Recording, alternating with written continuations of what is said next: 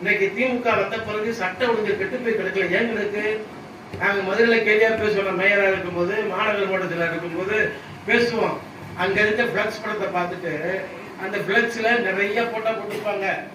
அந்த போட்டோ பார்த்துட்டு நம்ம அம்மாவே சொன்னாங்க, அதுக்கு பின்னாடி வந்தவங்க சொன்னாங்க, திமுக பிளக்ஸ் போட்டு எங்க பார்த்தாலும் போடுவாங்க. இதுக்கு படத்துல இருக்கிற பார்த்தா ஒவ்வொரு படத்துல இருக்கிறவனுக்கு மேல 100 மேடல் கேஸ் இருக்கும், 100 கொலை முயற்சி கேஸ் இருக்கும், 100 கஞ்சா கேஸ் இருக்கும்.